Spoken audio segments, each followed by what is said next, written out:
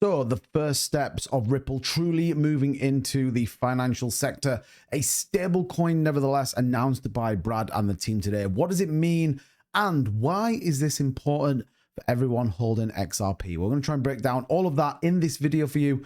So hit that like button, subscribe for more. Let's get into it. So what's going on, everybody? Welcome back to the channel. Let's take a quick look at the overall cryptocurrency market. We had a nice little move today. 67,900. We just broke down below that 68K, but still 2.9% up on the price of Bitcoin. The overall market sitting at a 2.53 trillion, up about 1.74. Now, interestingly, volume was down a little bit overall at 95 billion. And what's even more interesting is the fear and greed index coming down to 72. Now, we've been overextended going into the Bitcoin halving by quite a considerable margin. I've talked about this on my live streams in that I thought Bitcoin was overpriced. I thought we were absolutely overbought when we were moving into the halving. Nevertheless, we are only about 16 and a half days away for that, so get ready. But we're not here to talk about that. We're here to talk about XRP.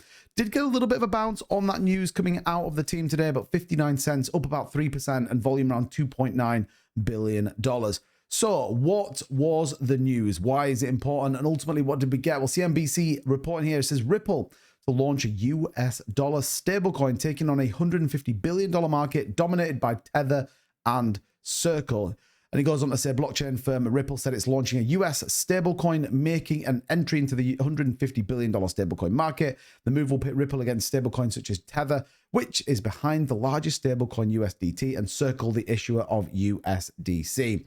So I guess the question is why? Why would Ripple launch a stablecoin? What would be the benefit? Well, like we just talked about, it unlocks a huge market, and a market which is shrouded with concern. A lot of people have watched USDT just print money out of nowhere, and ultimately we've seen a number of concerns when we've seen repegs or depegs of some of these stablecoins. But just to give you an example of how big this market is, currently Tether serves over 1,900 companies in which you can use USDT to buy goods, services, and much more. And they range from shops to tourism, offline services, crypto services, businesses, web marketing, gambling, gaming, luxury, and many, many more. So this is a massive market.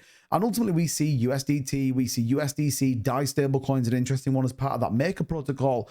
But again, why would Ripple go into this market? Now, you have to put a tinfoil hat on and get into the world of, speculation, because at the minute, all we get is a announcement from Brad ultimately giving us why Ripple are going to go into it, why they should be the best service partner for something like a stablecoin. We have no idea what the name would be, but it unlocks the financial markets. We've talked a lot about XRP and how they are going or trying to move into this cross-borderless payments and ultimately getting involved in a lot of banking. We know that through Metaco. We know that through the partnership with Uphold and many others that they have. We've even known them go into the Hong Kong real estate market and support over there. So there is a desire for XRP to get in there. The question has always been, how do they do that? XRP, given the volatility, given the price currently around that 59-cent mark, how does XRP form the utility that sits within it? Now, XRP will be the underlying coin that will be used as they interact with that stablecoin narrative, which will support the price, but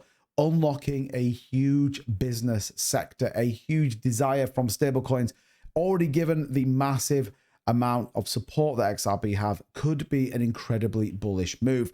Now, the other thing to reference here, though, when we come to this, is the development of the XRPL. Bear in mind, this will launch on both Ethereum and XRPL, is a very important point. Now, that does mean it'll be tokenized on the Ethereum chain, but on the XRPL, it brings another element of utility. It brings another element of desire to get onto that. We already seen it with the Solana ecosystem. If you haven't checked that video out, I highly recommend doing it, where we've seen massive amounts of stablecoin adoption on the Solana ecosystem. Why? It's cheap, it's easy, and it's accessible to many others. So this may unlock a potential on the XRPL, and I've talked about that a number of times as well. So definitely think about that. So what's going on with the price? Where are we going to get to? And ultimately, what does the future look like? Now, remember, the stablecoin will launch towards the back end of this year, which could coincide perfectly with the top of the bull market, or certainly getting to that point, really solidifying utility for the years to come.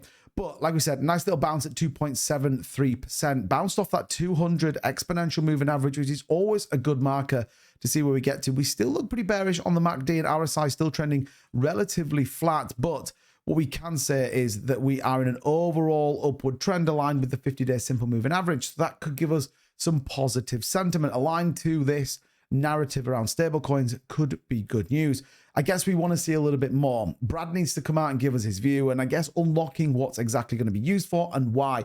My view, I think a lot of the debate right now with the SEC, a lot of that debate that we saw them in the Southern District of New York talking or allegedly working through some details, I think this is all part of it. Now, again, we weren't going to know until those documents are unlocked. We aren't going to know until fundamentally Brad or the team come out, or the SEC even come out and give us an outcome on it. However, you know, there's certainly some things are starting to align. There's certainly some interesting things coming with XRP. And I truly believe that if you're not in, I think you're going to miss out. Anyway, let me know in the comments down below. What do you think of this stablecoin? Do you think it's a good idea for XRP, or do you think it's not? I'm interested to know your thoughts. As ever, drop it down below in the comments. And until next time, have a good day. I'll see you soon. Bye-bye.